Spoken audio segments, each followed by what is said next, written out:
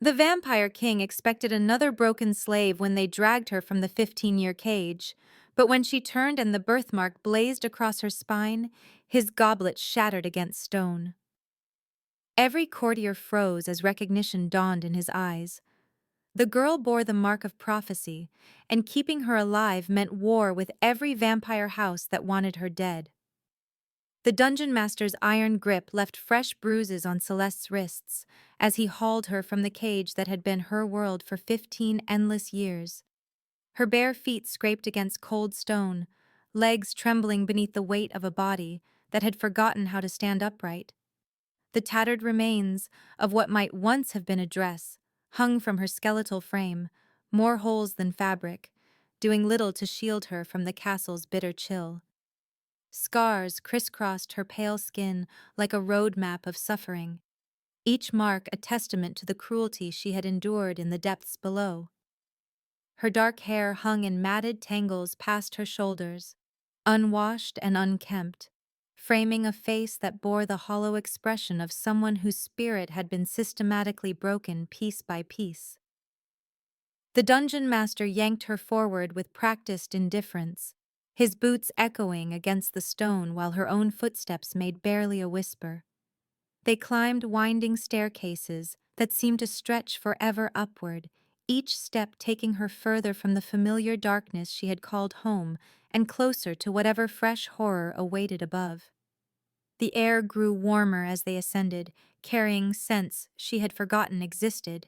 burning wood, melted wax, the metallic tang of blood, and something else she couldn't identify, but made her stomach clench with hunger and fear in equal measure.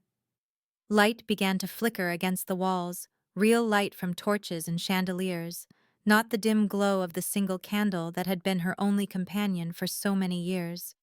The brightness hurt her eyes, forcing her to squint and stumble as they moved through corridors lined with tapestries and portraits of stern-faced nobles whose painted eyes seemed to track her movement.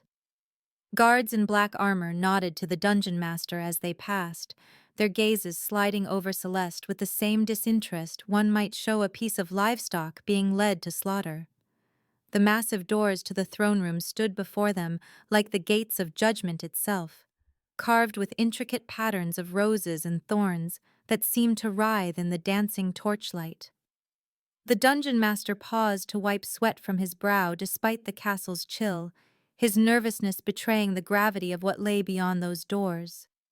He pushed them open with both hands, the ancient hinges groaning in protest, and suddenly Celeste was thrust into a cavernous space that defied comprehension. The throne room stretched impossibly high, its vaulted ceiling lost in shadows that no amount of candlelight could penetrate.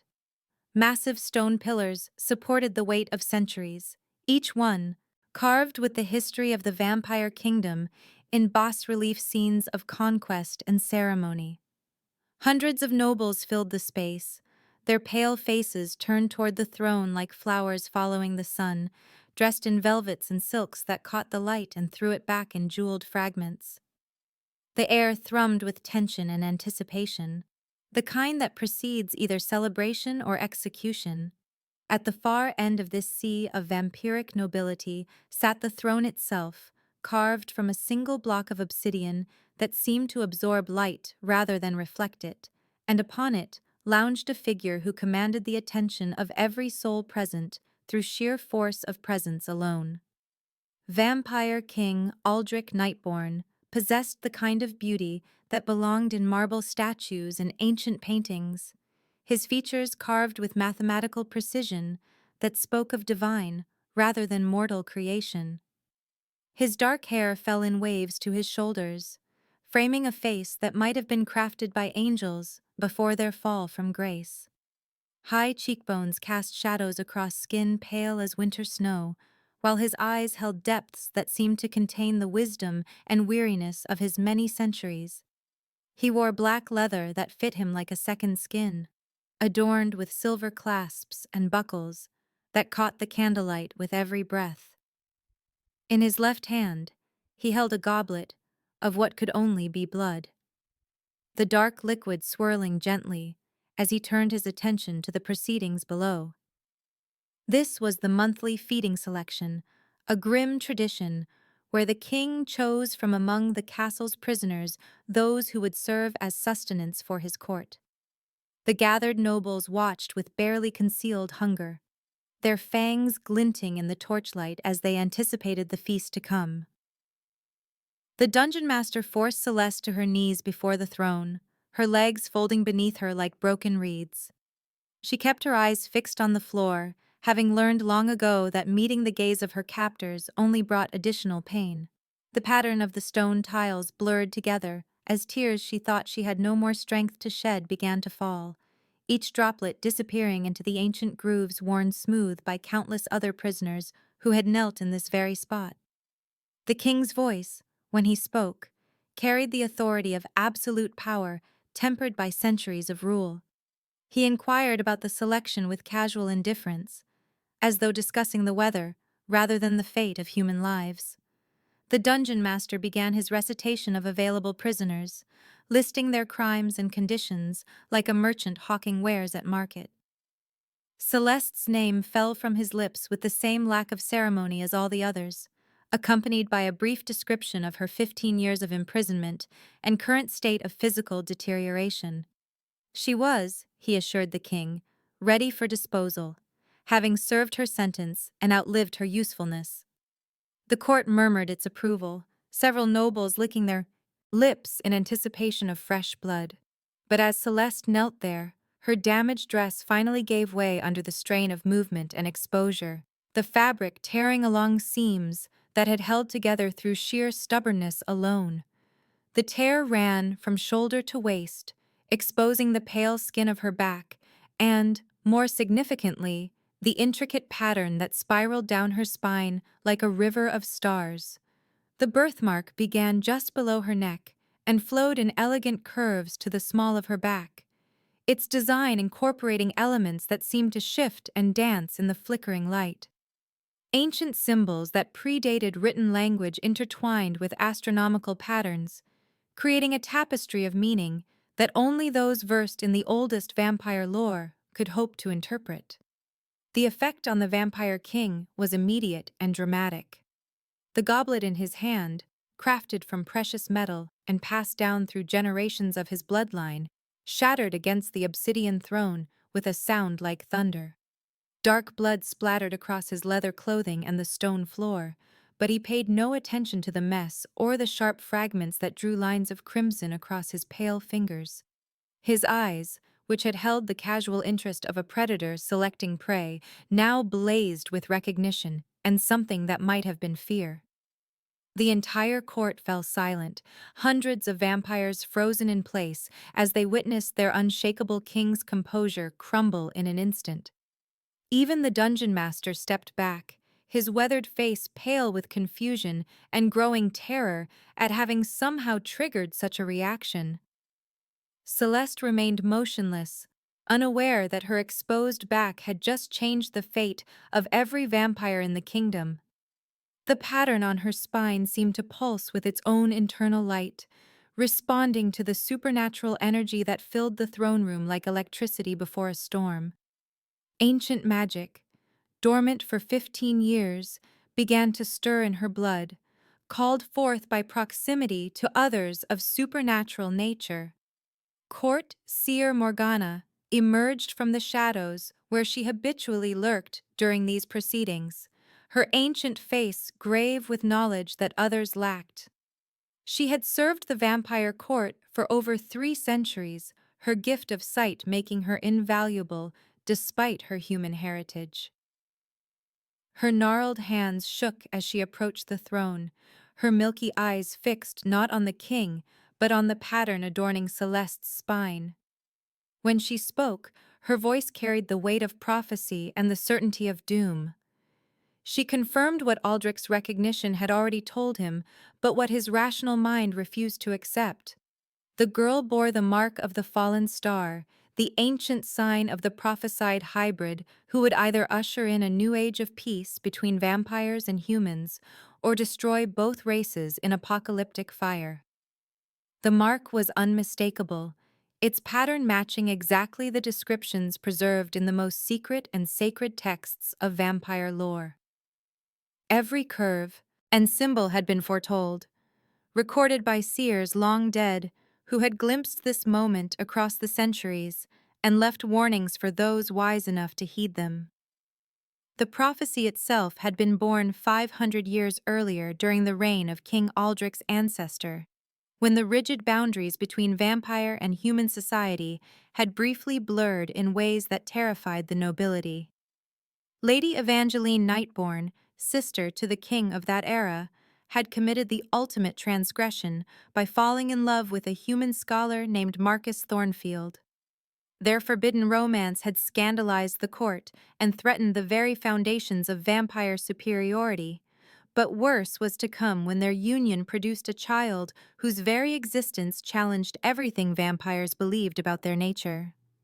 The hybrid child had possessed abilities that surpassed those of pure vampires, capable of walking in sunlight without harm, healing mortal wounds with a touch, and most terrifying of all, the power to strip vampires of their immortality should she choose.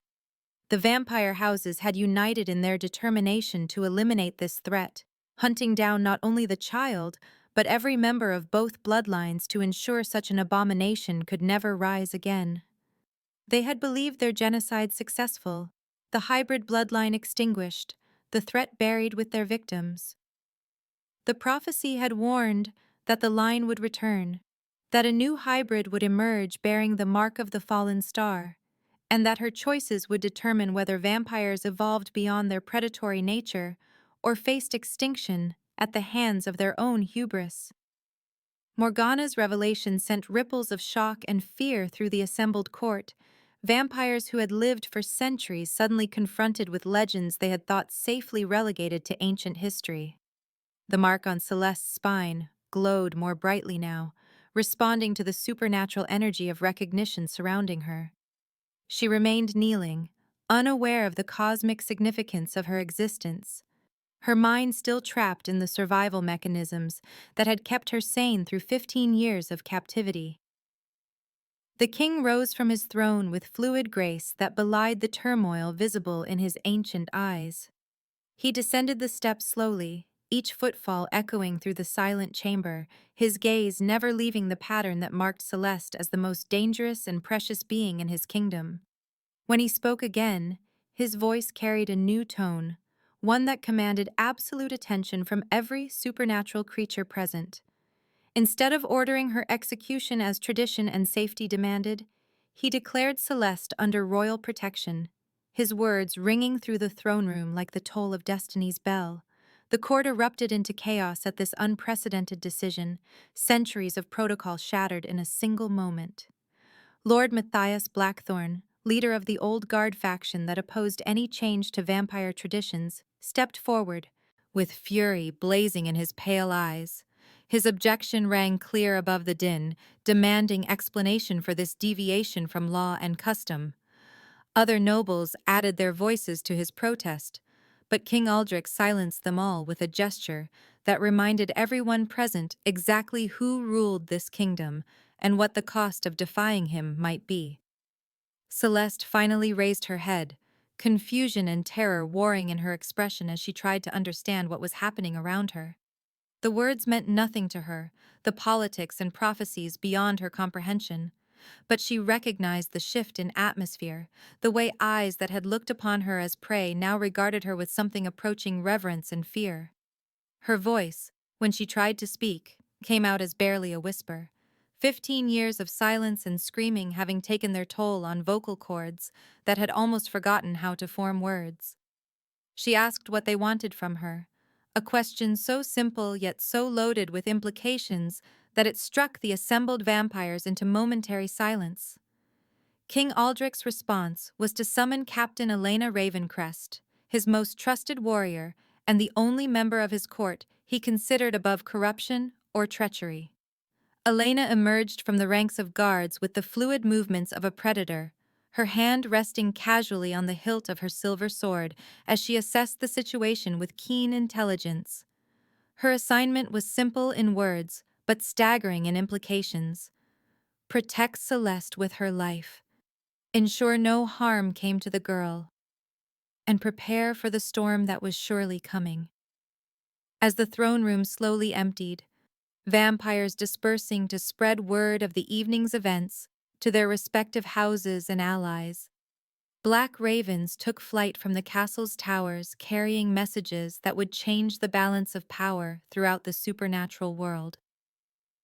War was no longer a possibility, but an inevitability, sparked by the recognition of a birthmark that had spent 15 years hidden in darkness and would now illuminate the path to either salvation or destruction for all vampire kind.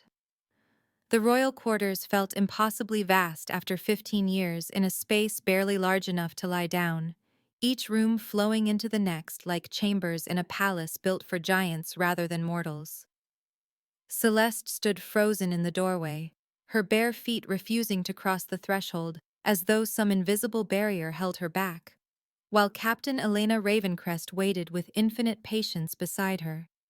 The main chamber boasted windows that stretched from floor to ceiling, their glass panes revealing a world of sky and clouds that Celeste had almost forgotten existed, sunlight streaming through in golden columns that made her squint and shield her eyes with trembling hands. Rich tapestries covered the stone walls, their intricate designs telling stories of vampire history in threads of gold and crimson, while furniture carved from dark wood and upholstered in velvet invited comfort that felt foreign and dangerous to someone accustomed to sleeping on cold stone. Elena's voice, when she spoke, carried the kind of gentle authority that came from years of command tempered by genuine compassion, explaining that these chambers would be Celeste's home for as long as she needed them, that no one would force her to do anything she didn't want to do, that she was safe now in ways she had never been before. The bath chamber adjoined the main room, its marble surfaces gleaming white as fresh snow, dominated by a copper tub large enough to submerge completely in water heated by some mechanism Celeste couldn't comprehend. Steam rose from the surface like spirits taking flight, scented with oils and herbs that made the air itself seem to shimmer with luxury she had no framework to understand. Elena helped her undress with clinical efficiency that somehow managed to preserve dignity, despite Celeste's obvious discomfort with being touched, her hands gentle but sure, as she catalogued each scar and injury with the practiced eye of someone who had seen too much violence. The warm water shocked Celeste's system like a benediction, her body unused to anything but the dank chill of the dungeon, and she wept without knowing why as Elena washed 15 years of filth and despair from her hair and skin. The soap smelled of lavender and something else she couldn't identify, but that made her think of safety in ways she had no words to express, while Elena's hands worked with methodical care to untangle the mats in her hair and clean wounds that had never been properly tended. As days passed into weeks, Elena proved herself a master of patience, never pushing when Celeste retreated into herself, never demanding more communication than the broken girl could manage, but always present as a steady anchor in a world that felt too bright and too large and too full of possibility. She brought meals on silver trays, simple foods that wouldn't overwhelm a stomach unused to proper nutrition, sitting quietly nearby while Celeste ate with the desperate hunger of someone who had never been certain another meal would come. Through gentle questioning spread across many conversations, Elena gradually coaxed fragments of memory from the depths where Celeste had buried them for survival's sake, each revelation adding another piece to a puzzle that grew more heartbreaking with every detail. Celeste remembered being very young when they took her, perhaps 12 or 13, though the exact age remained lost in trauma's haze, snatched from some life she could barely recall while walking through a forest whose location she could no longer place. The woman who haunted her clearest memories had eyes the color of summer storms and a voice like silver bells, singing lullabies in a language Celeste couldn't identify, but that made her feel safe and loved in ways the dungeon had systematically stripped away. The woman had called her by a different name, something that started with an L sound, but the rest remained frustratingly out of reach no matter how hard Celeste tried to grasp it from the shadows of her mind. There had been a house with windows that caught morning light, and rooms that smelled of baking bread and dried flowers. A place where she had been treasured and protected until the night when everything changed, and she woke up in chains that would define the next 15 years of her existence. Elena listened to these fragments without judgment or pity, simply accepting each painful revelation as another step toward healing. Her presence a constant reminder that not all touch brought pain, and not all authority demanded submission. Meanwhile, in the depths of the castle's ancient library, vampire king Aldrich Nightborn surrounded himself with texts that predated the founding of his kingdom, scrolls and bound volumes written in languages that few living creatures still understood, their pages heavy with knowledge that had been deliberately obscured to protect secrets too dangerous for common consumption. The hybrid bloodline had been systematically erased from official records, but traces remained in the oldest prophecies and most carefully guarded family histories, fragments of truth hidden between lines of carefully neutral text that revealed their significance only to those who knew what to look for. The original hybrid child had possessed abilities that defied everything vampires believed about the fundamental nature of their species, capable of walking in full sunlight without the burning that reduced normal vampires to ash, healing both vampire and human injuries with the simple application of her touch, and most disturbing of all, the theoretical ability to grant or revoke immortality itself through mechanisms that the ancient texts described in terms too vague to be useful, but too specific to be dismissed as legend. The bloodline had been hunted to apparent extinction precisely because of these capabilities, vampire houses setting aside centuries of rivalry to unite against a threat that could render their entire social structure meaningless with a single choice. Aldrich discovered that hybrid powers manifested gradually, beginning around the age of 28, with minor abilities that grew stronger and more varied until reaching full potential around 30, the exact age when the original hybrid had been captured and executed 500 years earlier. The implications chilled him to his ancient bones as he calculated Celeste's probable age based on the Dungeon Master's records, and realized that her powers would begin manifesting within months if they hadn't started already, making her both infinitely more valuable and infinitely more dangerous with each passing day.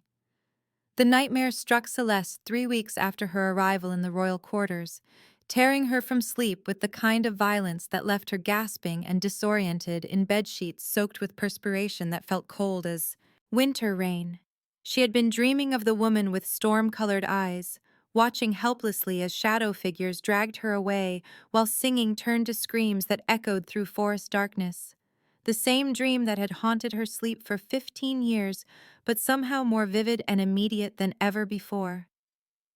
She sat up in bed with a strangled cry, her hands pressed against her chest where her heart hammered like a trapped bird, and in that moment of absolute terror and helplessness, something inside her snapped like a cord stretched beyond endurance. The energy that erupted from her body was invisible but devastating, a wave of pure force that radiated outward from where she sat to strike every reflective surface in the chamber with supernatural precision. Every mirror in the room, from the large glass above the washstand to the small hand mirror on the dressing table, exploded simultaneously in a cascade of silver fragments that caught the moonlight like falling stars before settling to the floor in patterns that looked almost deliberate. And now's the time to stop and subscribe to our channel. If you enjoyed this video, don't forget to like it and drop a comment telling us where you're watching from. It's always amazing to see how far these tales travel across the world. Now let's continue. The training grounds beneath the castle had been carved from living rock centuries earlier, their walls bearing the scars of countless weapons and the stains of blood spilled in practice and earnest combat alike. King Aldrich led Celeste down the winding stone steps each morning before dawn, when the rest of the court still slumbered, and the corridors lay empty of prying eyes and whispered gossip that might carry word of their activities to those who would use such knowledge for treacherous purposes.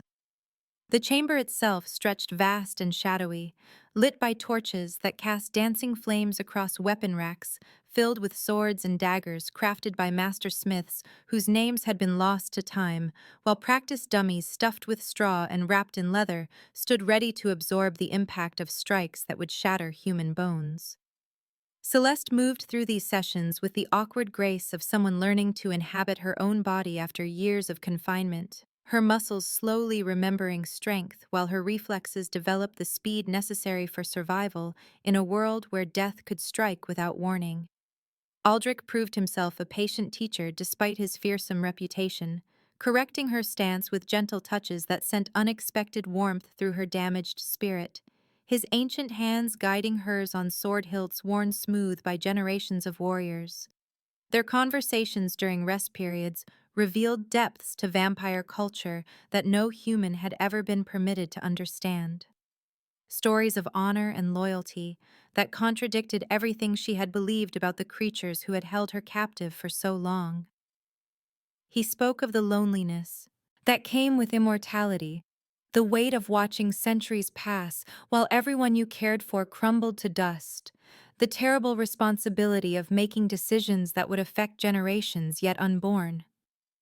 In return, Celeste shared fragments of her human perspective, observations about mortality and hope that stirred something in his ancient heart he had thought permanently frozen by time and loss. The magic training proved more challenging than physical combat, requiring her to reach into parts of herself that had been locked away by trauma and fear, to access power that felt as natural as breathing, yet as foreign as speaking in tongues she had never learned. The discovery of her healing abilities came by accident during one particularly intense sparring session when Aldrich moved too quickly and caught her sword arm with the edge of his blade, opening a wound that painted crimson across her pale skin. Before either of them could react to the injury, Celeste instinctively pressed her other hand against the cut, and golden light bloomed between her fingers like captured sunlight. The warmth that spread from her touch was unlike anything Aldrich had experienced in his centuries of existence, a sensation that went beyond physical healing to touch something deeper in his immortal essence. When she pulled her hand away, the wound had vanished completely, leaving behind only smooth, unblemished skin and the memory of power that defied everything vampires understood about the nature of injury and recovery. The implications terrified him even as they filled him with wonder, because if Celeste could heal vampire wounds with such ease, what else might her hybrid nature allow her to manipulate about their supernatural physiology? Word of the incident spread through the castle despite their attempts at secrecy. Servants carrying tales to nobles who whispered them in shadowed corners where conspiracy took root and grew like poisonous flowers. Lord Matthias Blackthorne seized upon these reports as evidence of the danger Celeste represented, arguing before anyone who would listen that a being capable of healing vampire injuries might also possess the ability to strip away their immortality entirely, that her very existence threatened the foundations upon which their society had been built for millennia. His faction grew stronger with each demonstration of her abilities, fear overriding fascination as vampires contemplated the possibility that their eternal nature might not be as permanent as they had always believed. The portrait hung in the deepest section of the castle's library, tucked away between shelves of genealogical records and family histories that few bothered to consult in an age when bloodlines had been thoroughly documented and preserved through more modern methods. Celeste discovered it purely by chance during one of her solitary explorations, drawn by the same restless energy that drove her to wander the castle's endless corridors when sleep eluded her troubled mind. The painting depicted a woman of ethereal beauty whose storm-gray eyes held depths of intelligence and compassion that seemed to follow Celeste as she moved closer to examine the delicate brushwork that had captured every detail with loving precision. The subject wore a gown of midnight blue that complemented her pale skin and dark hair, But it was her smile that struck Celeste like a physical blow, sending memories cascading through her consciousness with the force of a dam suddenly bursting. This was the woman from her dreams, the singer of lullabies whose voice had been the only comfort during her darkest moments in captivity.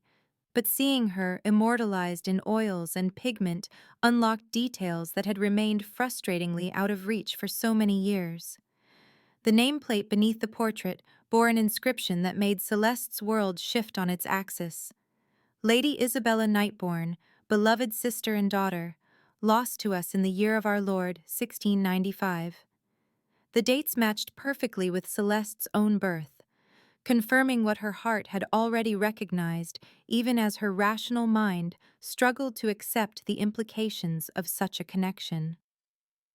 Isabella had been Aldrich's younger sister, the princess who had scandalized the court by falling in love with a human scholar against all tradition and expectation, whose disappearance had been attributed to shame and exile, but whose true fate had apparently been far more complex and dangerous than anyone had suspected. Standing before her mother's portrait, Celeste finally understood why the dungeon master had kept her alive when protocol demanded execution,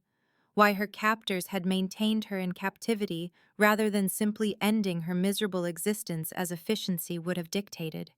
They had known what she was even when she herself remained ignorant of her true heritage, had recognized the value of vampire blood running through her veins even as they despised the human contamination that made her an abomination in their eyes. Isabella had fled the castle not in shame but in terror, carrying an unborn child whose hybrid nature would make her a target for every vampire house that valued purity over progress, seeking sanctuary in the human world where her daughter might grow up safely hidden from those who would destroy her for the crime of existing. The plan had failed, as evidenced by Celeste's capture and imprisonment, but the love that had motivated her mother's sacrifice blazed clearly in every brushstroke of the portrait, a testament to maternal devotion that had transcended species barriers and social expectations. The revelation of her true parentage changed everything about her position in the vampire court, transforming her from a prophesied threat into a legitimate heir whose claim to the throne rested on bloodlines that stretched back to the founding of the kingdom. Lord Matthias would be forced to acknowledge her rights even as he plotted her destruction, while King Aldrich would have to confront the fact that his protection of her was not just politically motivated, but personally so, driven by family loyalty that ran deeper than royal duty. The arrival of House Silvermoon's delegation brought fresh air and new perspectives to a castle that had grown stifling with tension and barely contained violence, their caravan of elegant carriages and mounted escorts creating a spectacle that drew crowds of curious onlookers to the courtyard. Lady Seraphina Silvermoon emerged from the lead carriage like starlight given form, her silver hair catching the afternoon sun while her violet eyes assessed the political landscape with the keen intelligence of someone who had survived centuries of court intrigue. Unlike the hostile delegations that had preceded her, she came bearing offers of alliance rather than ultimatums, her proposal revolutionary in its scope and implications for the future of vampire society. She believed that Celeste's hybrid nature represented evolution rather than corruption, a natural progression that could free their species from the predatory limitations that had defined them for millennia. The ability to survive on sources other than human blood, to walk in sunlight without fear, to bridge the gap between supernatural and mortal worlds, could usher in an age of peace and prosperity that would benefit both vampires and humans alike. Her youngest brother, Lord Adrian Silvermoon, possessed the kind of otherworldly beauty that made even experienced vampires pause in admiration, his golden hair and amber eyes creating a striking contrast to the dark features that dominated most of their kind. His interest in Celeste was immediate and obvious, expressed through lingering glances and carefully crafted compliments that brought color to her pale cheeks and stirred feelings she had never been permitted to explore. The attention created complications that rippled through the already volatile political situation, adding romantic tension to alliances that were fragile enough without the additional strain of competing affections. Adrian's courtship was gentle but persistent, offering Celeste glimpses of what her life might be like among vampires who saw her heritage as a gift rather than a curse, who valued her potential rather than fearing her power. He brought her books of poetry written in languages she was learning to read, flowers from the Silvermoon Estate's legendary gardens that bloomed under moonlight and released fragrances that could induce prophetic dreams, and stories of his house's progressive policies toward human relations that painted pictures of a future where cooperation replaced domination. His presence forced Aldrich to confront emotions he had been trying to deny, feelings that went beyond familial duty or political necessity to something deeper and more dangerous for a king who needed to maintain objectivity in all his dealings. The tension between the two men became palpable during formal dinners and court proceedings, their civilized competition for Celeste's attention creating undercurrents that threatened to destabilize carefully negotiated alliances. Lady Seraphina watched these developments with the calculating gaze of someone who understood how personal relationships could be leveraged for political advantage, neither encouraging nor discouraging her brother's pursuit while using the romantic complications to strengthen her negotiating position. The siege began without warning on the third night of House Silvermoon's visit. The Shade's return announced not by fanfare or formal declaration, but by the sudden appearance of dark figures scaling the castle walls like shadows given malevolent purpose. The assassin had recruited an army of mercenaries and rogue vampires, outcasts from various houses who cared nothing for political niceties and everything for the substantial bounty that had been placed on Celeste's head by those who feared her growing influence. Elena's warning came in the form of steel clashing against steel as she intercepted the first wave of infiltrators in the very corridors where Celeste slept, her blades singing through air thick with supernatural tension while she fought to buy time for the castle's defenses to organize. The attack struck at the heart of vampire protocol, violating ancient laws about guest safety and diplomatic immunity that had governed inter-house relations for centuries. But desperation had driven Lord Matthias and his allies beyond the boundaries of civilized behavior. Alarm bells rang through stone corridors as guards rushed to defensive positions, their armor clanking against their bodies, while servants fled to protected areas deep within the castle's heart. Lady Seraphina proved her worth as an ally by drawing her own weapons and standing beside Elena in the defense of their shared interests, her house's reputation for tactical brilliance evident in the way she quickly assessed the situation and began issuing orders that turned chaos into organized resistance. The siege would test every alliance and reveal the true loyalty of every vampire in the castle, forcing choices that would determine not only Celeste's fate, but the future direction of their entire civilization. The attack came precisely at the stroke of midnight, when the new moon hung like a void in the star-scattered sky, its absence granting maximum strength to vampire powers, while casting the world into darkness, deep enough to conceal armies of supernatural predators moving with lethal grace across the landscape surrounding Castle Nightborn. Lord Matthias Blackthorn had spent months coordinating this assault,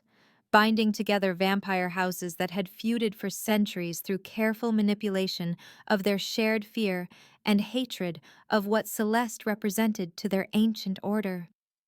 House Ravenclaw brought their legendary speed and stealth, their warriors moving like liquid shadows across the castle grounds, while their archers positioned themselves on distant hilltops to rain silver-tipped arrows down upon any defender foolish enough to show themselves on the battlements. House Thornwick contributed their mastery of blood magic, weaving spells that turned the very earth against the castle's foundations, while their necromancers summoned fallen vampires from their eternal rest to serve as tireless soldiers in this unholy war. The Drakemore contingent arrived with siege engines powered by supernatural strength, catapults and battering rams that could breach walls built to withstand conventional warfare, but not the focused malevolence of immortal beings united in common purpose. From his command post atop the highest tower, King Aldrich surveyed the forces arrayed against him with the calm assessment of a military leader who had survived countless battles but never faced odds quite so overwhelming. 300 enemy vampires surrounded his fortress, while his own forces numbered barely 100, including servants and guards whose loyalty had never been tested by siege conditions. The mathematics of destruction painted a grim picture that even his centuries of experience could not render optimistic, but retreat was impossible when the castle contained not only his kingdom's treasures, but the woman whose safety had become more precious to him than his own immortal existence.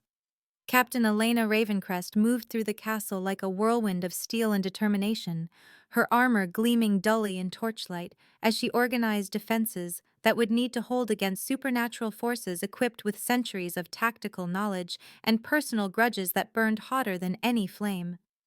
She positioned archers at every window and arrow slit, their quivers filled with arrows blessed by the castle's few remaining priests and dipped in holy water that would cause agonizing burns to any vampire flesh it touched.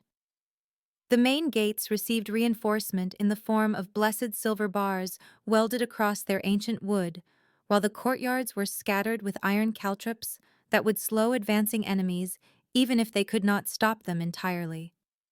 Supply lines needed securing to prevent starvation from accomplishing what direct assault might fail to achieve. So she ordered the castle's stores of preserved blood moved to the deepest vaults where they could be protected from contamination or destruction. Communication networks had to be established between different sections of the castle to ensure coordinated responses when the inevitable breaches came. Runners ready to carry messages through corridors that might soon become battlefields. Her greatest challenge lay in managing the fear that threatened to paralyze even experienced warriors when faced with odds that defied conventional military wisdom, maintaining morale through personal example and unwavering confidence that victory remained possible despite all evidence to the contrary. Celeste's powers manifested chaotically. During the initial assault, triggered by terror and adrenaline into displays of supernatural force that sometimes aided their cause and sometimes created new dangers for defenders already struggling against overwhelming numbers. When the first wave of attackers scaled the eastern wall, her panic sent forth a pulse of golden energy that threw half a dozen enemy vampires back into the night, their bodies tumbling through darkness like broken dolls cast aside by an angry child. But the same uncontrolled burst shattered windows throughout that section of the castle, sending glass shards raining down upon their own soldiers and creating openings that enemies could exploit for future infiltration attempts. In the great hall where refugees from the outer settlements had taken shelter, her attempt to provide comfort to frightened children resulted in every candle and torch in the room blazing with supernatural intensity, the sudden brilliance blinding friend and foe alike while threatening to set tapestries and wooden furniture ablaze. Her healing abilities proved more reliable but equally problematic, as wounded defenders flocked to her touch without regard for tactical positioning or the danger her stationary presence created for surrounding troops. Lord Adrian stayed close to her side throughout these early hours, his sword deflecting attacks that targeted her specifically, while his presence provided some measure of emotional stability in chaos that threatened to overwhelm her barely trained control. Yet even his protective efforts could not shield her from the growing realization that her power was as likely to harm those she loved as the enemies she faced, a responsibility that weighed heavier than any armor. King Aldrich led 3 separate sorties against the besieging forces, his ancient sword carving paths of destruction through enemy ranks, while his tactical brilliance turned each engagement into a masterclass in supernatural warfare that reminded both friend and foe why he had ruled successfully for over a millennium. The first sortie targeted House Ravenclaw's archer positions, his mounted knights striking like lightning across moonlit fields to scatter snipers whose silver arrows had been claiming too many defenders on the castle walls. His personal combat skills had not diminished despite centuries of royal duties, his blade work flowing like deadly poetry as he cut through enemies with efficiency that bordered on artistry. The second assault focused on House Thornwick's siege engines, his infantry charging under cover of illusion magic to destroy catapults and battering rams before they could breach the outer fortifications. His leadership inspired superhuman efforts from troops who would have broken under lesser commanders, their loyalty to his person overriding fear of death or defeat. The third sortie proved the most desperate, a direct assault on Lord Matthias himself, in hopes that removing the enemy's primary leader might shatter their coalition before it could achieve victory through sheer numbers. The duels between ancient vampires lit up the battlefield with supernatural fire and shadow, their conflict transcending mere physical combat to become a clash of wills that had been building for centuries of political maneuvering and personal hatred. Dr. Victor Ashwood's betrayal struck at the heart of the castle's defenses. When discovery seemed impossible and trust had been absolute, his decades of faithful service providing perfect cover for treachery that nearly brought down their resistance in a single devastating blow. The blood supplies that sustained vampire defenders during prolonged combat had been contaminated with silver particles so fine they remained invisible to casual inspection but caused agonizing pain and weakness when consumed by supernatural metabolisms. Warriors who had fought valiantly through the night's early battles found themselves doubled over in agony as the poisoned blood burned through their systems like liquid fire, their supernatural strength draining away precisely when they needed it most to repel the intensifying assault. Elena discovered the sabotage purely by chance when she witnessed the court physician adding a crystalline powder to reserved blood stores,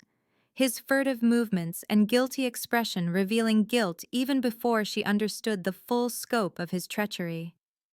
Her confrontation with Ashwood in the castle's medical chambers erupted into violence when he attempted to complete his mission by personally delivering Celeste to Blackthorn forces waiting beyond the walls, his scholarly appearance concealing combat skills honed through decades of secret training with enemy agents. The battle between Elena and Ashwood raged through corridors lined with medical supplies and alchemical equipment, their conflict destroying centuries of accumulated knowledge, while servants fled in terror from supernatural forces unleashed in spaces meant for healing rather than warfare. Ashwood fought with poisoned blades and alchemical bombs that filled narrow spaces with toxic fumes designed to incapacitate rather than kill, his goal being Celeste's capture rather than her destruction, despite the mortal danger his betrayal had created for every defender in the castle. His skills proved formidable enough to force Elena into desperate tactics, her superior swordsmanship offset by his knowledge of the castle's layout and his willingness to use civilians as shields when conventional combat turned against him. When Celeste arrived at the scene drawn by sounds of battle, Ashwood seized the opportunity to complete his mission by threatening Elena's life, unless the hybrid surrendered herself willingly to prevent further bloodshed. His miscalculation lay in underestimating the depth of Celeste's growing powers and her complete unwillingness to watch another person she cared about suffer for her sake, emotions that triggered the most violent manifestation of her abilities yet witnessed. The energy that erupted from Celeste when she saw Elena's blood staining Ashwood's blade transcended anything her previous displays of power had suggested, golden light blazing forth with the intensity of captured starfire, while reality itself seemed to bend around her overwhelming rage and protective instincts. The force struck Ashwood with surgical precision, despite her lack of training or conscious control, bypassing his defensive wards and supernatural resistances to tear through his immortal essence like tissue paper dissolving in flame. His scream echoed through the castle with a pitch that shattered glass and sent lesser vampires to their knees in sympathetic agony, his centuries of accumulated knowledge and carefully hoarded power unraveling in seconds, under assault from energies that operated according to rules no vampire scholar had ever documented. When the light faded and silence returned to the medical chambers, nothing remained of Dr. Ashwood except ash scattered across blood-stained stones and the memory of his final expression of absolute terror as he realized the magnitude of forces he had attempted to manipulate through treachery and deceit. Celeste stared at her hands in horror as the implications of what she had done crashed over her like icy waves. The understanding that her power could kill as easily as it could heal, transforming her entire perception of her own nature, and the responsibility that came with abilities she barely understood, let alone controlled. The breach of the outer walls came with the sound of ancient stone cracking under supernatural pressure, Lord Matthias personally leading the charge that broke through defenses weakened by hours of relentless assault and the chaos created by discovery of Ashwood's sabotage. Enemy forces poured through the gap like a flood of shadow and fang, their battle cries echoing off castle walls, while defenders fell back toward inner fortifications that had never been designed to hold against attacks from within their own perimeter. Flames began consuming sections of the castle as House Thornwick's fire magic ignited tapestries and wooden supports, smoke filling corridors that became death traps for anyone caught without knowledge of secret passages and hidden routes through the ancient structure. The great hall where refugees had sheltered became a battleground as enemy vampires sought to use civilians as hostages, while defenders fought desperately to protect those who could not protect themselves, supernatural combat devastating architecture that had stood for 1,000 years. From his command position, King Aldrich faced the bitter realization that tactical brilliance and personal courage could not overcome the mathematics of overwhelming numbers, combined with internal betrayal. That continued resistance would only result in greater casualties among people whose loyalty deserved better than futile gestures of defiance. The decision to evacuate Celeste through the castle's secret tunnel system came with the weight of abandoning everything he had built over centuries of careful rule. But love and duty demanded that her safety take precedence over his personal attachment to throne and kingdom. The tunnels dated back to the castle's original construction, carved through solid rock by the first Nightborn kings who understood that even the mightiest fortress might someday require escape routes for its rulers and their most precious treasures. Elena and Adrian volunteered for the escort mission, despite full knowledge that the journey would take them through territory controlled by enemy forces and hostile vampire houses who had placed substantial bounties on Celeste's capture. Their commitment to her protection, transcending personal safety or political calculation. The parting between Aldrich and Celeste in the depths of the castle occurred while sounds of battle raged overhead. Their final conversation weighted with unspoken emotions and terrible certainty that this separation might prove permanent, regardless of how the siege ultimately concluded. She pressed her hand against his cheek, while promising to remember everything he had taught her about strength and honor, while he struggled to find words adequate to express feelings that had grown beyond mere familial duty into something approaching the love he had thought his ancient heart no longer capable of experiencing. As they made their way through tunnels carved from living rock, Celeste looked back one final time to see flames consuming the towers that had become her first real home, their destruction marking the end of innocence and the beginning of a journey that would test every lesson she had learned about survival and the true cost of power. The wilderness stretched endlessly before the three fugitives as they fled through forests that had never known the touch of civilization. Their path lit only by starlight filtering through ancient canopies, while the sound of pursuing hunters echoed behind them, like the baying of supernatural hounds on the scent of blood. Captain Elena Ravencrest led their desperate flight with the sure instincts of a soldier who had navigated hostile territory during countless military campaigns, her knowledge of the land's hidden paths and forgotten routes proving invaluable as they sought to stay ahead of Lord Matthias Blackthorn's tracking parties. Lord Adrian Silvermoon brought up the rear of their small group, his golden hair dulled by mud and exhaustion, while his amber eyes constantly scanned the darkness for signs of pursuit, his sword ready despite the trembling in his hands that spoke of wounds sustained during their escape from the burning castle. Between them moved Celeste like a ghost haunted by memories of flame and destruction, her newly awakened powers crackling unpredictably around her fingers whenever emotion overwhelmed the fragile control she had managed to develop during her brief training with King Aldrich. The hunters behind them were relentless in their pursuit. Vampire trackers whose supernatural senses could follow a scent trail days old through terrain that would challenge the most experienced mortal woodsman. Their loyalty to House Blackthorn, purchased with promises of gold, and the hybrid's blood, should they succeed in bringing her back alive to face whatever torments awaited in vampire dungeons far worse than the cell where she had spent 15 years of her life. The abandoned monastery revealed itself through morning mist, like a vision from another age, its stone walls weathered by centuries of wind and rain, while ivy crawled across surfaces carved with religious symbols that had been defaced by claws and supernatural fury during some long-forgotten conflict between the faithful and the damned. The structure perched on a mountainside cliff that offered both defensible positioning and multiple escape routes should their pursuers discover their hiding place, though the building's condition suggested it had provided sanctuary to no living soul for decades at minimum. Broken windows stared out at the wilderness like empty eye sockets, while doors hung askew on rusted hinges that creaked ominously in the mountain wind.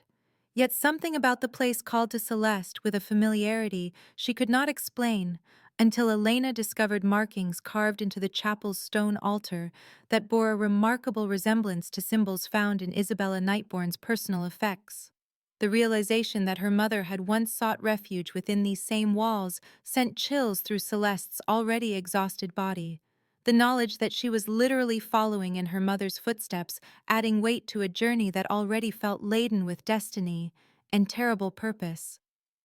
They established their camp in the monastery's most defensible chamber, a former library whose stone walls were thick enough to muffle sounds, while narrow windows provided excellent views of approaching enemies, though the religious artifacts scattered throughout the space created an atmosphere of melancholy that matched their desperate circumstances. Isabella's journal lay hidden beneath a loose stone in the chapel floor, wrapped in oiled cloth that had protected the leather binding and parchment pages from decades of moisture and decay, while preserving secrets that would reshape everything Celeste thought she knew about her own identity and heritage. The handwriting flowed across yellowed pages in elegant script that spoke of education and refinement, but the words themselves told a story of terror and desperate love that had driven a vampire princess to abandon everything she had ever known in pursuit of a future that might never come to pass. Isabella wrote of her first meeting with the human scholar who would become Celeste's father, describing Marcus Thorne not as the simple researcher she had initially believed, but as the last descendant of an ancient bloodline that had spent generations learning to combat supernatural evil through the application of holy magic and blessed weapons. The Thorne family had served as vampire hunters for over 500 years, their knowledge passed down through carefully guarded traditions that taught them to wield divine power in defense of innocent human life. Yet Marcus had abandoned this legacy in favor of scholarly pursuits that brought him into contact with vampire society rather than conflict with it. His research into supernatural history had convinced him that coexistence between species was possible if understanding could replace ancient hatreds, a philosophy that resonated with Isabella's own growing doubts about vampire superiority and the moral implications of feeding on human blood to sustain their immortal existence. The journal revealed that their love affair had been far more complex than mere attraction between individuals from different species, representing instead a conscious choice by both parties to bridge divides that had been carved in blood and maintained through centuries of mutual slaughter and mistrust. Marcus had taught Isabella the techniques vampire hunters used to resist supernatural influence, while she shared knowledge of vampire weaknesses that could be exploited by those with sufficient courage and preparation, their relationship becoming a laboratory for testing whether natural enemies could truly learn to love rather than destroy each other. Their wedding had been performed in secret by a priest who specialized in blessing unions that transcended conventional boundaries.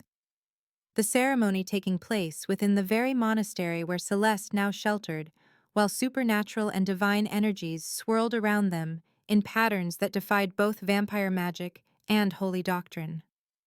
The pregnancy that followed had been fraught with uncertainty about what kind of being their child might become. Isabella's vampire nature warring with Marcus's hunter bloodline in ways that created unprecedented magical conditions within the developing baby, who would eventually become the bridge between worlds that prophecy had long foretold. When vampire society discovered their relationship and demanded Isabella's return to face judgment for her supposed betrayal of their most fundamental laws, the young couple had fled to human lands where they hoped to raise their daughter in safety, while teaching her to embrace both sides of her heritage rather than choosing between them. Marcus Thorne's death came not from vampire vengeance, but from human hatred. Villagers who discovered his supernatural associations and branded him a traitor to his own species, burning their home, while Isabella barely escaped with her newborn daughter to seek sanctuary among sympathetic clergy who understood that some battles transcended the simple categories of good and evil. The journal entries from this period reflected a mother's desperate attempts to protect a child whose very existence challenged fundamental assumptions about the nature of supernatural and divine power. Isabella's vampire nature weakening day by day as she struggled to survive without the blood that sustained her kind, while caring for a baby whose hybrid needs she barely understood. Her final entries spoke of plans to return Celeste to vampire society when the child grew old enough to defend herself, hoping that time and changing circumstances might create opportunities for acceptance that did not currently exist. But those plans were cut short when bounty hunters tracking Isabella's scent finally located their hiding place and destroyed the fragile peace she had fought so desperately to create. Reading her mother's words, Celeste finally understood that her capture and imprisonment had not been random cruelty, but the culmination of a hunt that had pursued her family across multiple kingdoms and through years of careful evasion. Her survival representing not luck, but the sacrifice of a mother who had given everything to ensure her daughter lived long enough to fulfill whatever destiny awaited in an uncertain future. The prophetic visions began that very night, as Celeste slept surrounded by her mother's possessions. The psychic resonance of objects touched by love and fear, triggering supernatural abilities that her traumatic upbringing had suppressed until circumstances forced their emergence. She found herself standing in a vast hall where representatives of every vampire house gathered for a council that would determine the future relationship between their kind and mortal humanity, the assembly's decision hinging on evidence provided by a figure she recognized as herself, though aged beyond her current years, and bearing scars that spoke of battles yet to be fought. In one vision, she watched herself speaking passionately about the possibility of vampires learning to sustain themselves through means other than human blood, her words swaying ancient minds toward acceptance of change that would end centuries of predatory relationship between the species. The alternative future showed the same hall filled with smoke and screams as vampire and human armies clashed in final warfare that would leave both species extinct, their mutual destruction triggered by choices made in moments of fear rather than wisdom. Between these extremes lay dozens of possible paths, each decision point blazing with significance, as Celeste witnessed the consequences of actions not yet taken and words not yet spoken. The weight of future generations resting on choices she would make in circumstances that remained frustratingly unclear, despite the vision's vivid detail. Lord Adrian's confession of love came as dawn painted the monastery walls with golden light that seemed to mock the darkness of their circumstances. His words spoken with the desperate honesty of someone who might not survive long enough to regret revealing feelings that complicated an already impossible situation. He knelt before her, In the ruined chapel, where her parents had exchanged vows 30 years earlier, his amber eyes reflecting sincerity and devotion that would have made any woman's heart flutter under different circumstances. He spoke of futures they might build together if they survived their current predicament,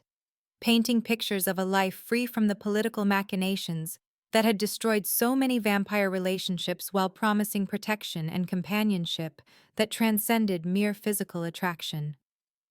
His house would welcome her regardless of the controversy surrounding her hybrid nature, providing sanctuary and resources that could help her develop her abilities without the constant threat of assassination or betrayal that seemed to follow wherever she went. Yet even as Adrian poured out his heart with eloquent words that demonstrated both intelligence and genuine feeling, Celeste found her thoughts turning to King Aldrich Nightborn and the terrible certainty that her heart belonged to a man she might never see again, whose survival remained uncertain and whose position made any romantic attachment between them politically impossible, even under the best circumstances. The news of Aldrich's survival and imprisonment arrived through Elena's network of contacts among castle servants who had escaped the siege, their whispered reports painting a picture of vampire society in chaos, as Lord Matthias consolidated power while hunting down anyone who had supported the fallen king's policies toward human relations. The Vampire Council had been convened not to try Aldrich for his supposed crimes, but to rubber-stamp Matthias's seizure of power. The proceedings designed to provide legal justification for actions already taken, rather than genuine deliberation about justice or proper governance. Aldrich languished in the deepest dungeons beneath the vampire capital, his ancient powers suppressed by silver chains and holy symbols, while his interrogators sought evidence that could be used to justify his eventual execution for the crime of protecting what they termed an abomination against nature. His supporters faced systematic persecution as Blackthorn agents rooted out anyone suspected of harboring sympathy for policies that had brought vampire society to what they claimed was the brink of destruction, their property seized and their families threatened with consequences that extended beyond mere political disagreement into realms of personal vengeance. The reports suggested that Aldrich's execution was scheduled for the next new moon, a symbolic timing that would demonstrate Matthias's complete control over both the monarchy and the religious traditions that had governed vampire society since its founding, while simultaneously sending a message to any who might consider challenging the new order that resistance would be met with swift and absolute punishment. Celeste's decision to attempt Aldrich's rescue crystallized with the force of religious revelation, every instinct, and emerging power within her crying out against the injustice of allowing a man who had shown her kindness and protection to die for the crime of recognizing her humanity. Elena and Adrian protested with every argument they could muster, pointing out that infiltrating the vampire capital would be suicidal even for someone with Celeste's growing abilities, that her capture would only provide Matthias with the ultimate prize he sought while accomplishing nothing except her own destruction. The fortress city where the Vampire Council met had been designed specifically to prevent exactly the kind of rescue attempt she was contemplating, its walls blessed with ancient magic that repelled supernatural intrusion, while guards trained for centuries in the art of detecting and neutralizing threats, like the one she represented. Yet none of their logical arguments could overcome the emotional certainty that abandoning Aldrich would represent a betrayal of everything her mother had taught about choosing love over fear, sacrifice over safety, hope over despair in the face of seemingly impossible odds. Her powers had been growing stronger with each passing day, the combination of emotional stress and proximity to locations significant in her family's history, triggering manifestations of ability that surprised even her with their scope and intensity. The golden energy that flowed from her hands could heal wounds that would normally require weeks of supernatural recovery, could shatter stone walls with focused application, and most importantly, could apparently bypass supernatural defenses that had been considered impregnable by vampire standards, suggesting that her hybrid nature might provide exactly the advantages needed to accomplish what conventional rescue attempts would find impossible. The vampire capital rose from the mountainous landscape like a dark crown jewel carved from obsidian and moonlight, its spires reaching toward star-filled skies, while ancient magic hummed through every stone of its construction, creating barriers that had repelled invading armies for over a millennium. Celeste approached the massive gates disguised in the rough clothing of a human servant, her hybrid nature allowing her to mask her supernatural essence while projecting the desperate hunger and fearful submission that vampires expected from mortal cattle brought to serve their needs.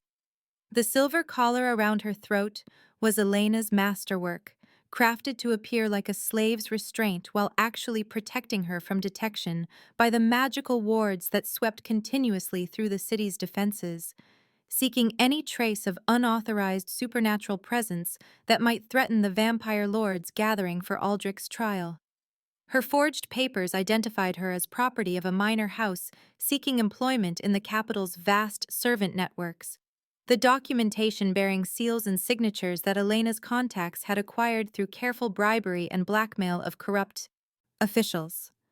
The guards who processed new arrivals barely glanced at her paperwork, their attention focused on more obvious threats, while the steady stream of human servants required to maintain vampire society flowed past their stations like water through a sieve. Once inside the city walls, Celeste marveled at architecture that defied both gravity and conventional understanding of engineering, buildings that soared impossibly high while bridging gaps that should have required foundations extending deep into the mountain's heart, all of it sustained by vampire magic that had accumulated over centuries of careful cultivation and deliberate design. The underground resistance network that Elena had contacted moved through the vampire capital like shadows within shadows, their membership drawn from servants, guards, and even minor nobles whose loyalty to King Aldrich transcended their fear of Matthias Blackthorn's increasingly brutal regime. They communicated through subtle signs and coded messages passed during routine interactions, their years of experience under vampire rule having taught them methods of covert organization that could evade even supernatural surveillance.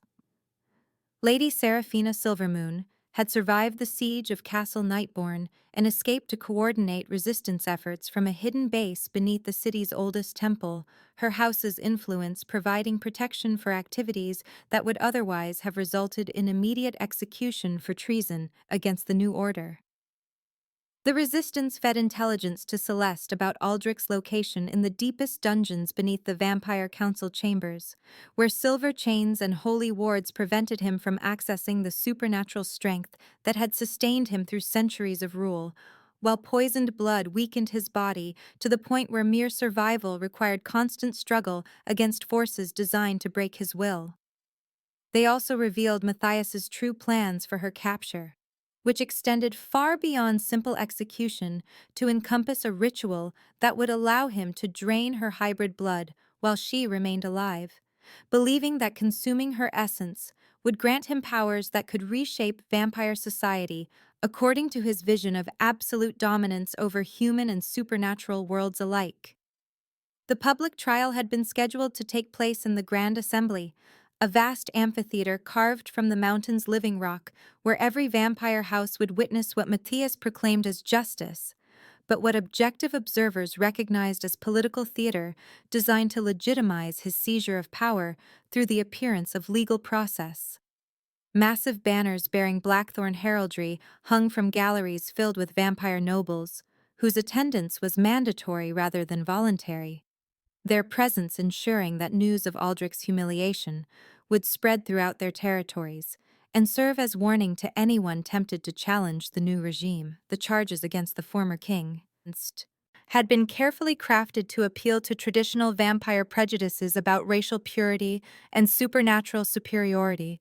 accusing him not only of harboring the hybrid abomination, but of betraying fundamental vampire interests through policies that elevated human concerns above those of their rightful masters. Lord Matthias presided over the proceedings from a throne that had been hastily erected to replace the ancient seat of vampire justice, his black robes and cruel smile creating an image of authority that impressed those who confused brutality with strength while repelling anyone capable of recognizing genuine leadership. The prosecution presented evidence that had been manufactured or distorted to support predetermined conclusions. Witnesses who testified under obvious coercion, while documentation that contradicted official narratives had been conveniently lost or destroyed during the siege of Castle Nightborne. Celeste watched the trial's opening hours from the servants' gallery, her heart breaking as she witnessed Aldrich's condition after weeks of imprisonment and systematic abuse designed to reduce a king to a broken shell of his former magnificent self. His normally perfect appearance had been ravaged by silver poisoning and deliberate neglect, his dark hair matted with blood, while chains left burning marks across skin that had once seemed immune to any form of damage. Yet despite his physical deterioration, his eyes retained the intelligence and dignity that had made him a ruler worthy of respect. His responses to the court's questions, demonstrating that neither torture nor imprisonment had succeeded in breaking the essential nobility of his character. When Matthias demanded that he confess his crimes and beg for mercy that would not be granted, Aldrich's refusal rang through the chamber with the authority of someone who understood that some principles were worth dying for, regardless of personal cost. The moment had come for Celeste to reveal herself and challenge the legitimacy of proceedings that violated every principle of justice vampire society had ever claimed to embrace, her heart pounding as she prepared to expose herself to dangers that would determine not only her own fate, but the future of everyone she had come to love. The ancient law of trial by combat had been dormant for centuries, considered obsolete by vampire society that had evolved beyond settling disputes through personal violence, but its provisions remained embedded in legal codes that even Matthias could not simply ignore without undermining the very foundations of authority he sought to claim. Celeste invoked this right when she stepped forward from the servants' gallery and declared herself Isabella Nightborne's daughter. Her words sending shockwaves through an assembly that had believed her either dead or safely imprisoned beyond any possibility of interference with their proceedings. The revelation of her true identity forced even Matthias to pause his orchestrated trial while legal scholars confirmed that her bloodline gave her standing to challenge the charges against her uncle, her hybrid nature creating unprecedented complications for laws that had been written when such beings existed only in theoretical discussions about impossible biological combinations. The combat must be fought according to ancient protocols that neither side could modify, with victory going to whichever combatant survived or yielded first. But Matthias retained the right to choose his champion while Celeste would fight alone without assistance from allies whose intervention would invalidate the entire process. His choice fell upon the Shade, the assassin whose failed attempts to kill her had earned him disgrace that only victory in formal combat could erase. Though his appearance in the ancient Colosseum revealed modifications that spoke of dark magic and deliberate enhancement beyond his already formidable natural abilities. The underground Colosseum had been carved from bedrock during the vampire capital's founding, its circular arena surrounded by tiered galleries where spectators could witness combats that determined matters too important for conventional legal resolution. Ancient runes covered every surface of the fighting space, their power designed to contain supernatural abilities that might otherwise destroy the surrounding architecture, while ensuring that no outside interference could affect the outcome of properly sanctioned duels. Torches burning with cold flame provided illumination that cast dancing shadows across stone walls stained with the blood of centuries of combatants, while silence settled over the assembled vampires like a shroud that muffled even supernatural hearing. The Shade entered the arena transformed by magics that had twisted his already fearsome appearance into something that barely retained recognizable humanity, his flesh mottled with dark veins, while his eyes glowed with borrowed power that radiated malevolence like heat from forge fires. Celeste faced him wearing simple clothing that would not restrict her movement, her only weapons the powers she had barely learned to control, and the certainty that justice demanded Aldrich's freedom, regardless of the personal cost she might pay to achieve it. The combat would test everything she had discovered about her hybrid nature, while forcing choices that would reveal the true character of someone who could be either savior or destroyer, depending on how she chose to use abilities that transcended normal categories of supernatural power. The battle began with the Shade's attack, his enhanced speed carrying him across the arena faster than most eyes could follow, while claws extended to tear flesh that would heal too slowly to prevent death from blood loss and trauma. Celeste barely managed to evade his initial assault, golden energy erupting from her hands in desperate defensive bursts that created barriers between herself and attacks that would have shredded normal flesh like parchment in a hurricane. Her hybrid nature allowed her to match his supernatural speed, while her defensive abilities deflected strikes that carried enough force to crater stone. But his experience in lethal combat far exceeded her brief training with weapons and magic combined. He fought with the calculated brutality of someone who had killed for pleasure as well as profit, each attack designed not just to wound, but to create maximum pain while prolonging the combat for the entertainment of spectators whose bloodthirst had been awakened by the spectacle of violence. Celeste found herself driven steadily backward around the arena's perimeter, while the Shade pressed his advantage through combinations of speed, strength, and tactical knowledge that threatened to overwhelm her defenses, despite her growing command of powers that defied conventional understanding of supernatural combat. The watching vampires cheered each successful strike against her, while maintaining ominous silence when her counterattacks found their mark, their loyalty clearly lying with the established order rather than the hybrid, who represented change they neither wanted nor understood. The turning point came when the Shade overextended himself in an attack meant to end the combat through decapitation, his confidence in victory making him careless about defense, while Celeste's desperation triggered abilities she had never consciously accessed before that moment. Golden light exploded from her body with intensity that temporarily blinded everyone in the Colosseum, while power flowed through her in patterns that felt as natural as breathing, despite their complete novelty to her conscious mind. When vision returned to the assembled vampires, they saw the Shade pinned against the arena wall by energy constructs that held him immobile, while Celeste stood over him with power crackling around her fingers like captured lightning.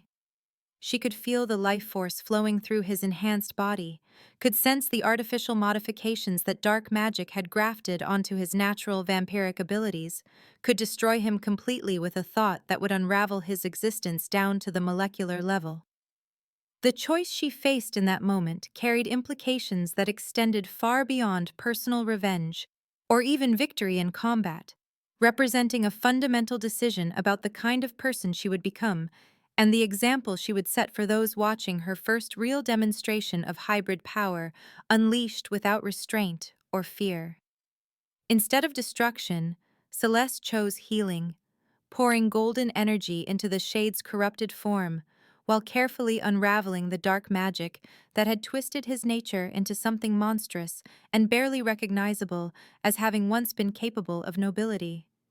The process was agonizing for both of them, her power burning away artificial enhancements, while his body convulsed as natural form reasserted itself against magical modifications that had become integrated into his fundamental essence. What emerged from the cleansing fire was not the enhanced assassin who had terrorized vampire society, but a young man whose features bore unmistakable resemblance to the portrait of Isabella Nightborn that hung in Castle Nightborn's deepest archives. Recognition struck Celeste like physical blow as she realized she was looking at family, at the cousin whose existence had been hidden even from their grandmother's carefully preserved records. Isabella's firstborn child, who had been presumed dead during the chaos surrounding her flight from vampire society 30 years earlier. The revelation that the Shade had been her own blood relative, corrupted by the same forces that had hunted their family across decades and continents, completed a circle of tragedy that could only be broken through the kind of forgiveness that transcended personal hurt to embrace healing as more powerful than vengeance. The assembled vampire houses witnessed this transformation in stunned silence that gradually gave way to murmurs of amazement and something approaching respect for someone who had chosen mercy when destruction would have been easier and perhaps more satisfying to those who preferred simple solutions to complex problems. Her cousin knelt before her with tears streaming down features that had been restored to their natural beauty, his voice breaking as he tried to apologize for years of serving those who had murdered their family and perverted his nature into an instrument of their hatred and fear. Celeste helped him to his feet, while addressing the assembled nobles with words that carried the authority of someone who had proven her worthiness through actions rather than claims, her voice echoing through stone chambers as she spoke of futures where vampire society could evolve beyond the limitations that had defined them for millennia. The houses that had come to witness her destruction, instead, saw demonstration of power that could reshape their world, abilities that offered hope for transcending ancient cycles of predator and prey that had brought them to the brink of war with humanity. Lord Matthias's face reflected the dawning realization that his political calculations had failed catastrophically, that the spectacle he had arranged to legitimize his rule had instead revealed the inadequacy of leadership based on fear rather than vision. The trial by combat had ended not with death, but with redemption, proving that some powers were too profound to be contained by conventional categories of victory and defeat.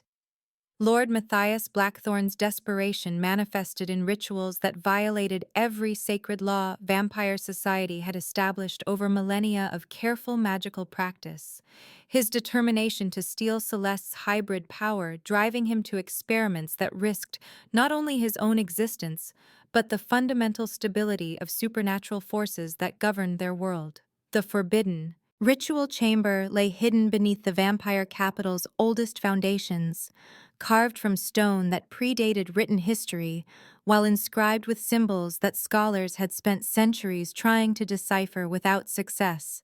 their meanings lost to ages when magic flowed more freely through reality, and beings of immense power walked openly among mortals. Blackthorn had spent decades collecting the components necessary for the power transference ceremony, artifacts soaked in blood from 1,000 victims, while texts written in languages that hurt mortal minds to contemplate provided instructions for manipulating forces that wise practitioners had deemed too dangerous for any single being to control. The ritual required Celeste's presence, but not her consent. Magical bindings crafted from silver and blessed iron, holding her immobile while arcane circles channeled energies that would theoretically allow him to drain her hybrid essence and integrate it into his own vampiric nature. His impure intentions poisoned the magical working from the moment it began, greed and hatred creating dissonance in energies that demanded purity of purpose to function safely, while his fundamental misunderstanding of hybrid nature led him to attempt manipulations that violated natural laws even older than vampire magic itself. The backfire struck with supernatural force that shook the ancient foundations, while reality itself seemed to rebel against the abomination Matthias had attempted to create through perverted magical knowledge and malevolent will. Instead of youth and enhanced power, the ritual aged him with terrifying rapidity as centuries of accumulated time crashed down upon his immortal form like avalanche claiming a mountaineer who had climbed too high without proper preparation or respect for natural forces. His perfect vampiric features withered, while flesh desiccated and bones became brittle, his strength draining away as quickly as blood from severed arteries, while his mind struggled to comprehend the magnitude of his miscalculation. The power he had sought to steal turned against him with interest compounded across decades of planning and preparation, each moment of his extended existence demanding payment in agony that transcended physical suffering to encompass spiritual torment that would follow him into whatever realm awaited beings who had violated fundamental laws of existence. Yet in his final moments before true death claimed him, Clarity returned to eyes that had been clouded by ambition and hatred, allowing him to speak truths that would reshape everything Celeste understood about her unique nature and the scope of responsibilities that awaited her in a world where other hybrid children remained hidden and vulnerable to those who would exploit their power for selfish purposes. His dying words revealed secrets that vampire society had suppressed for generations through systematic murder and deliberate ignorance. The existence of other hybrid children scattered across continents like seeds carried by winds to take root in soil that might nurture or destroy them, depending on the circumstances of their discovery and the intentions of those who found them first. Some had been hidden among human communities, where their supernatural heritage remained dormant until triggered by trauma or emotional extremes that awakened abilities their adoptive families could neither understand nor safely contain. Others had been raised by vampire houses who recognized their potential, but kept them isolated from the political machinations that had nearly destroyed Celeste, treating them as weapons to be deployed when circumstances required, rather than individuals deserving of love and protection. A few had escaped detection entirely and grown to adulthood without realizing their true nature, their hybrid abilities manifesting as seemingly miraculous healing powers or uncanny intuition that marked them as blessed by divine forces in human societies that had no framework for understanding supernatural genetics. The revelation that she was not alone in the world filled Celeste with hope, tempered by the terrible knowledge that finding these scattered siblings would require resources and political stability that could only be achieved through fundamental changes to vampire society that many would resist with violence born of fear and prejudice.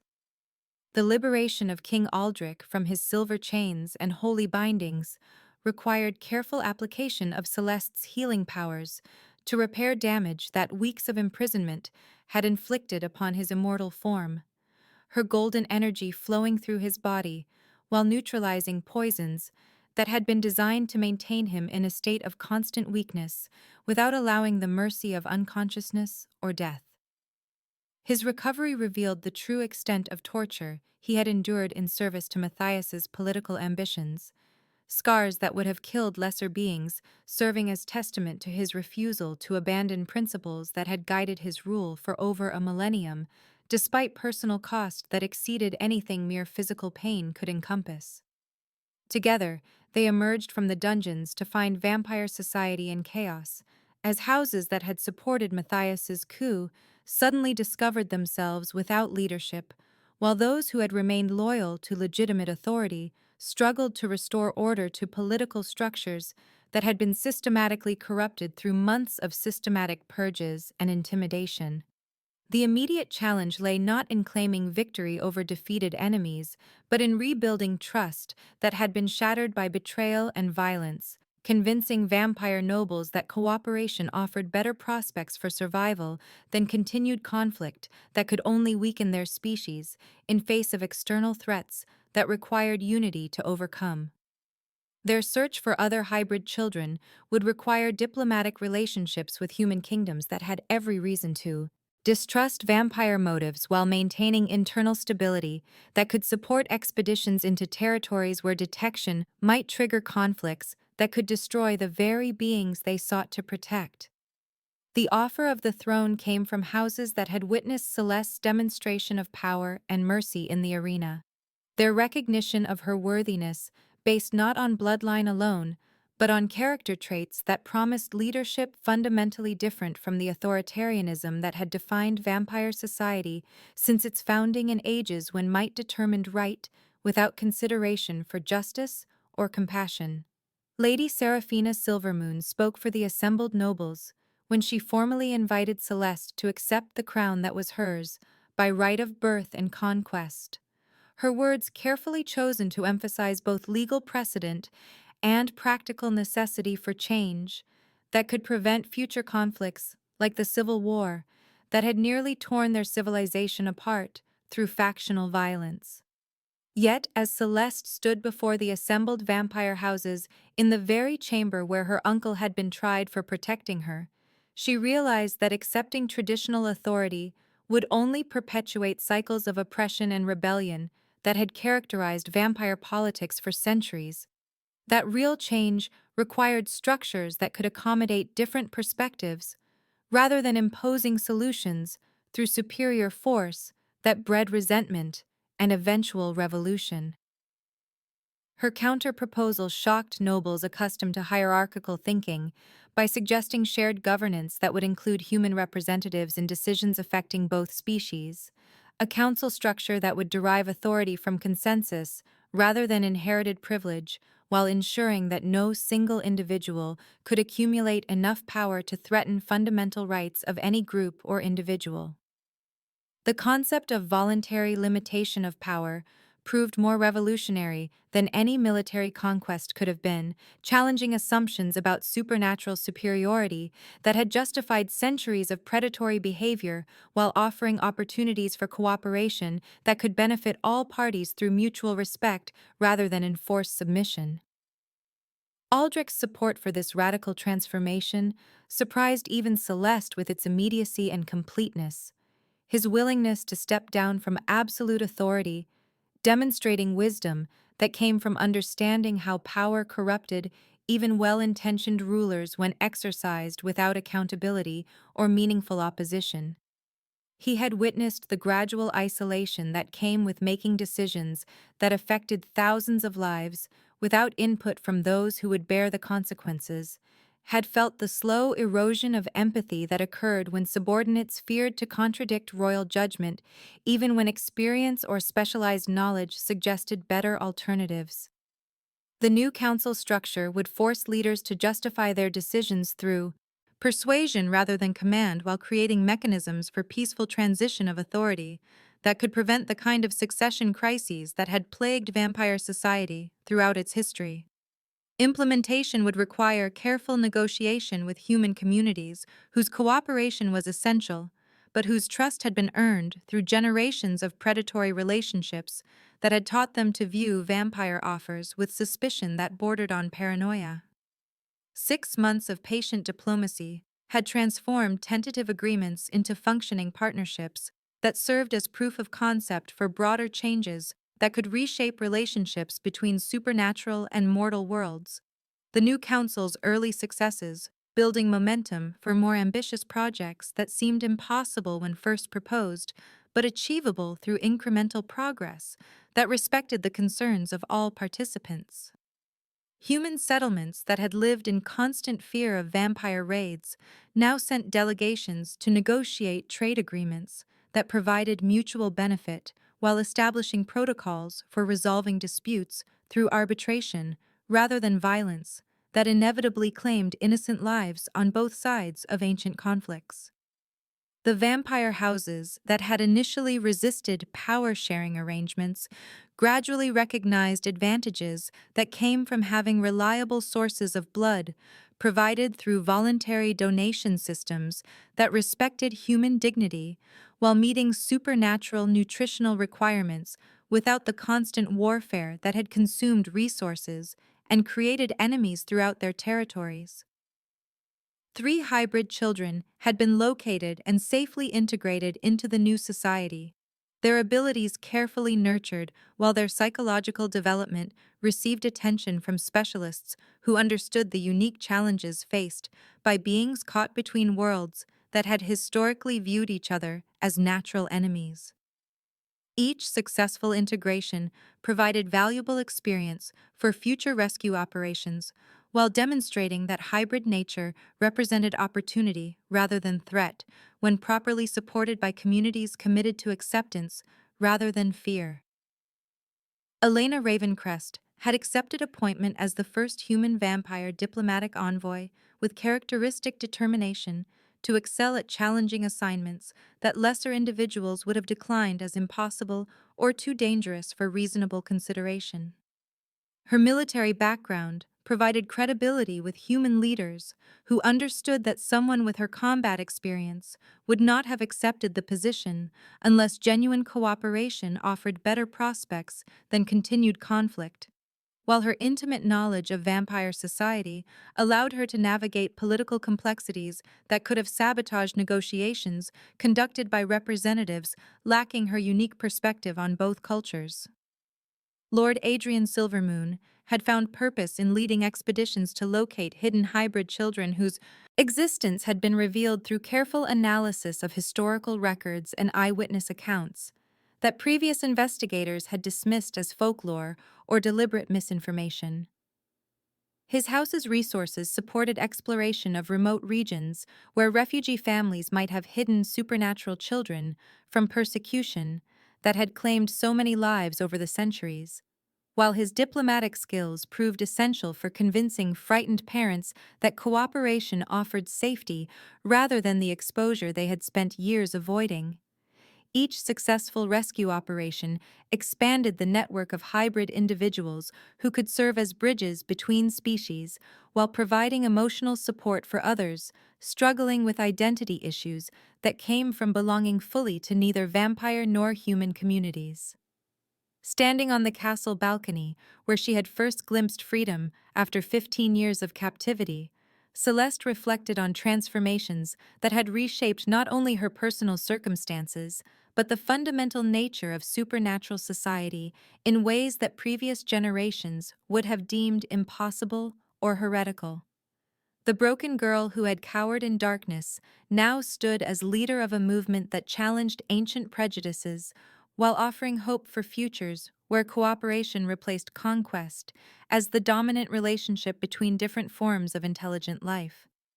Her birthmark glowed softly in moonlight that no longer represented threat but promise, its luminescence serving as visible symbol of power that chose healing over harm while reminding all who saw it that prophecy had been fulfilled through love rather than vengeance. The scars that marked her body told stories of suffering that had prepared her for responsibilities no training could have provided,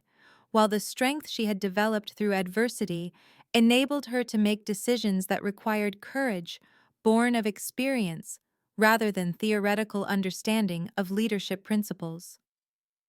Aldrich's presence beside her represented partnership that transcended romantic attachment to encompass shared commitment to ideals that demanded personal sacrifice in service of greater good,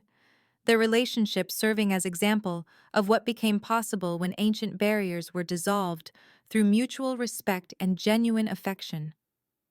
The view from their vantage point encompassed territories where humans and vampires worked together on projects that benefited both species, evidence that even the most entrenched conflicts could be resolved through patience and willingness to consider perspectives that challenged comfortable assumptions about the nature of difference and the possibility of change. The castle itself had been rebuilt not as fortress designed to repel enemies, but as center of learning where hybrid children could develop their abilities while studying histories that explained how ancient conflicts had originated and what measures could prevent their repetition in future generations.